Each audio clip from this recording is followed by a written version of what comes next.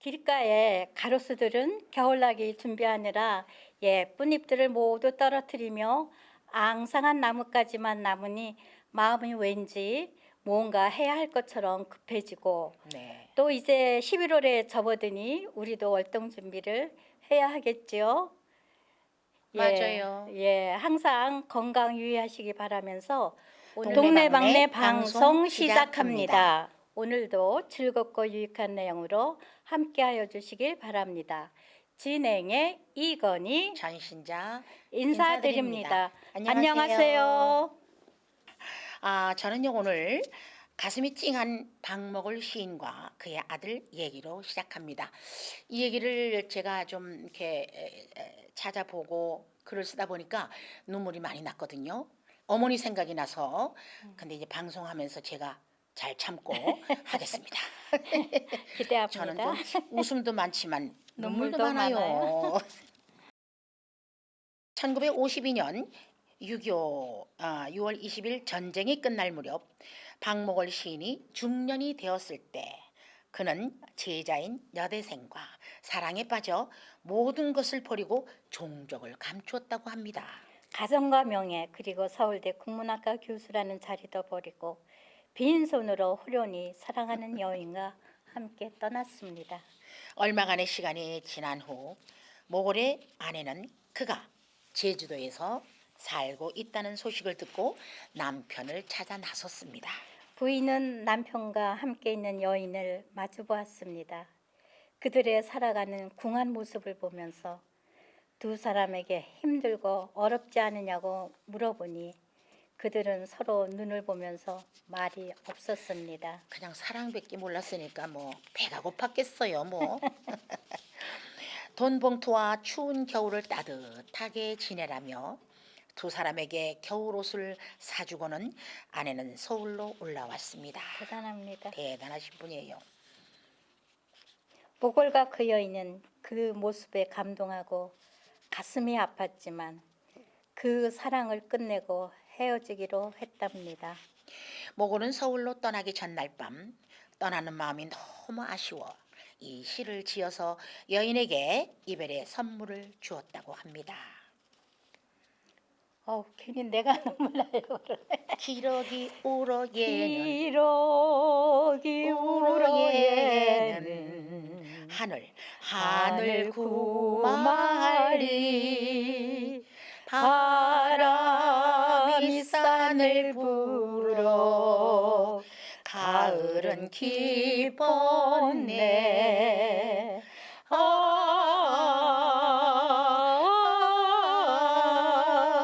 너도 가고 나도 가야지.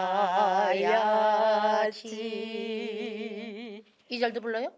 산촌에 눈이 쌓인 어느 날 밤에 촛불을 밝혀두고 홀로 울리라.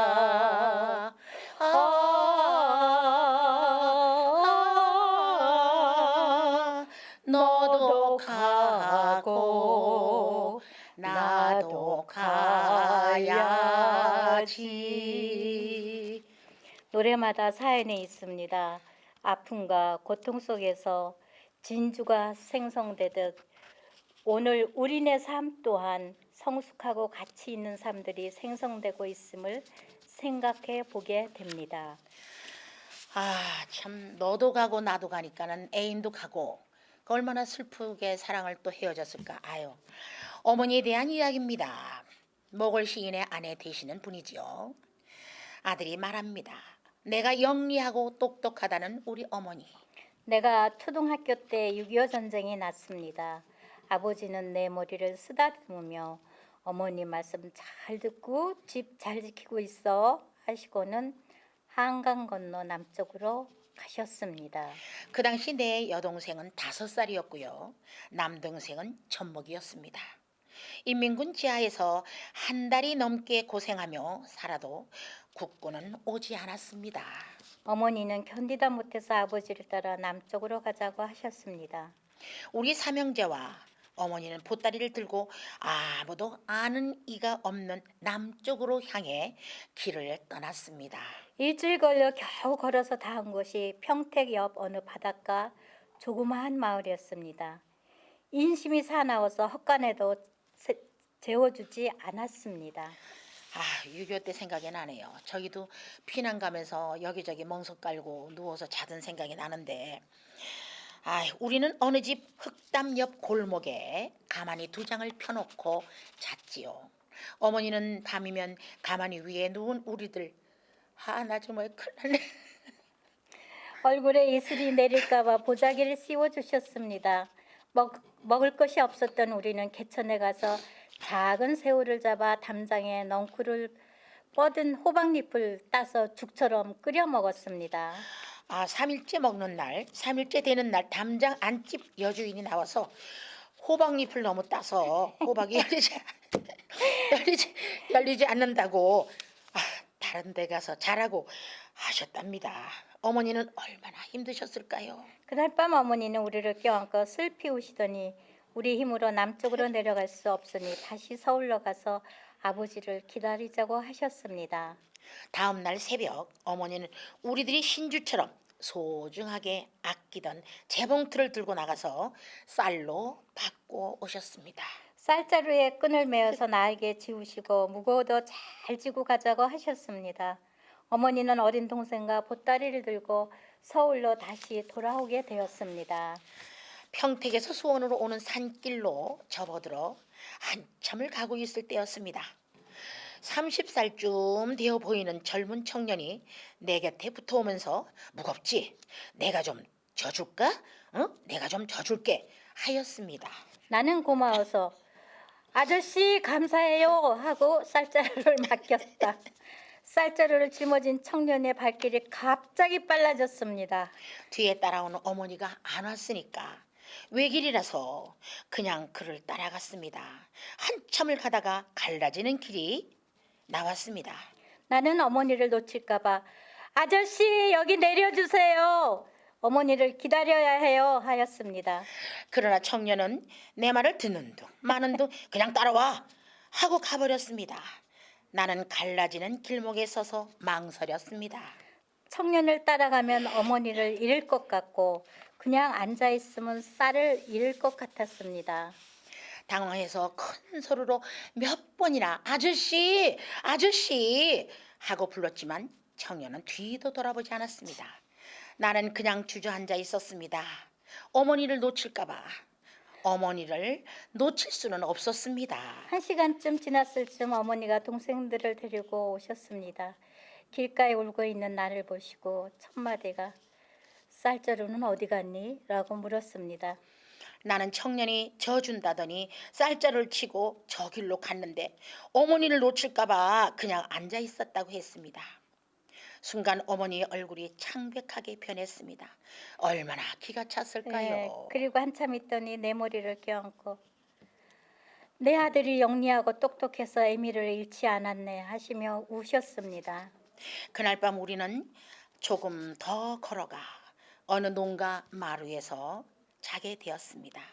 어머니는 어디에 가셔서 새끼손가락만한 삶은 고구마 두 개를 얻어 오셔서 내 입에 넣어주시고 내 아들이 영리하고 똑똑해서 아버지를 볼 낯이 있지 하시며 웃었습니다. 그 위기에 생명줄 같았던 쌀을 바보같이 다 잃고 누워있는 나를 영리하고 똑똑한 아들이라고 칭찬해 주시더니 그 어머니에게 영리하고 똑똑한 아이가 되는 것이 내 소원이었습니다. 내가 공부를 하게 된 것도 결국은 어머니에게 기쁨을 드리고자 하는 소박한 욕망이 그 토양이었음을 고백하지 않을 수 없었습니다. 어느 때는 남들에게 바보처럼 보일 수도 있었지만 어머니는 바보처럼 보이는 나를 똑똑한 아이로 인정해 주시던 칭찬의 말 한마디가 지금까지 내 삶을 지배하고 있는 정신적 지주였던 것입니다. 현재 서울대 명예교수이신 박동규님의 글이고 이 글 속의 어머니는 시인 박목월 씨의 아내십니다. 그러니까 아들 박동규 씨의 어머니시고요. 절박하고 절망적인 생활 속에서도 야단이 아니라 칭찬을 해줄 수 있는 어머니. 그런 어머니의 칭찬 한마디가 우리 아이들의 인생을 아름답게 변화시켜 주리라 믿습니다. 아, 어머니 얘기를 하다 보니 어머니 생각이 납니다. 엄마 아, 잘 계시죠? 저도 잘 있습니다. 걱정 마시고 다리가 많이 아프셨는데 건강하게 잘 계세요. 사랑합니다, 엄마. 대신 읽어줘서 고맙습니다. 아유 참. 예. 즐거운 시간 되셨습니까? 박목월 시인과 그의 아들 이야기로 벌써 마칠 시간이 되었습니다. 점점 쌀쌀해지는 날씨에 감기 코로나19 조심하시고 매일 건강하시고 행복하시기 바랍니다. 지금까지 진행의 이건희 전신자였습니다. 감사합니다. 감사합니다.